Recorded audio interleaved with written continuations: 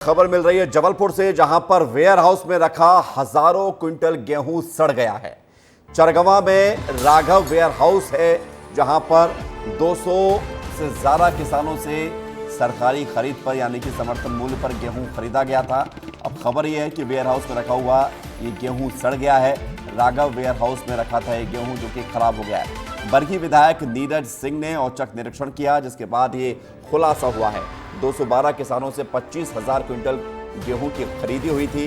6 करोड़ के गेहूं खरीदे गए थे। 4 करोड़ का भुगतान भी हो चुका है।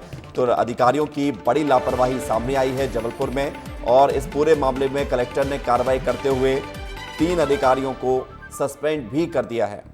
तो बड़ी खबर आपको बता रहे हैं जबलपुर से, जहां पे 212 किसानों से 25,000 क्विंटल गेहूं की खरीदी होती है और 4 करोड़ का गेहूं इस तरह से खराब हो जाता है। दुर्गेश हमारे साथ जुड़ गए हैं, विस्तार न्यूज के संवाददाता सीधे जबलपुर से, उनसे ज़्यादा जानकारी लेते हैं। दुर्गेश, बताइए कि आखिर गेहूं के खराब होने का कारण क्या है, किसकी बड़ी लापरवाही सामने आई है?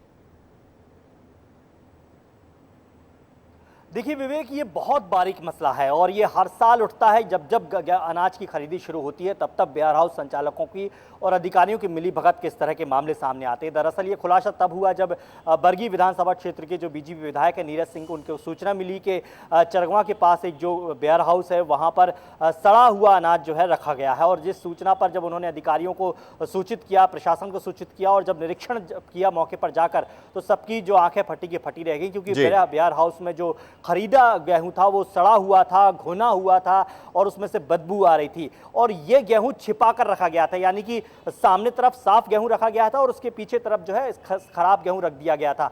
साफ आशंका थी यहां पर कि मिली भगत करके इस गेहूं को, या तो पुराना गेहूं था जिसे छिपा कर रखा गया था और नए गेहूं के साथ मिलाकर उसकी तुलाई की गई, फर्जी किसानों के नाम पर उसका रजिस्ट्रेशन किया गया और उसके बाद फिर उसे सरकारी जो समर्थन मूल्य है उस पर बेच दिया गया।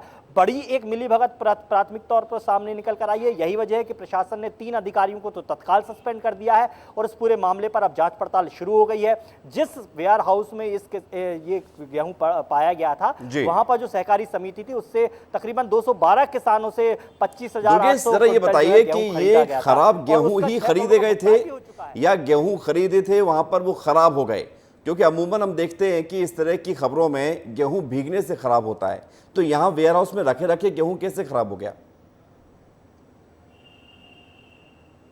देखिए बड़ा सवाल यही है। दरअसल होता यह है कि वेयर हाउस संचालक जो है अपने पास ही पहले से स्टॉक रखते हैं और ये स्टॉक होता है पुराने सालों का, यानी कि पिछले साल का कुछ स्टॉक होता है जो ये बचा लेते हैं, या कुछ मार्केट से कुछ खराब क्वालिटी का गेहूं सब बेहद सस्ते दामों पर खरीद लेते हैं और फिर उसके बाद किसानों के नाम पर उसका पंजीकृत कर देते हैं और फिर उसे नए गेहूं के साथ मिलाकर रख देते हैं। तो ये जो बहुत सस्ते दामों पर गेहूं खरीद लिया जाता है उसको फिर समर्थन मूल्य पर, यानी कि तकरीबन 2400 रुपए क्विंटल जो है MSP है, उसके आधार पर इसे बेच दिया जाता है। तो करोड़ों रुपए का ये खेल होता है और इस खेल में केवल वेयर हाउस संचालक नहीं है शामिल होते, बल्कि अधिकारियों की मिलीभगत भी होती है। क्योंकि इसी मामले में विवेक, कुछ दिनों पहले कुछ अधिकारियों ने जाकर वहां पर निरीक्षण भी किया था और उस निरीक्षण में उस वेयर हाउस को क्लीन चिट दे दी थी।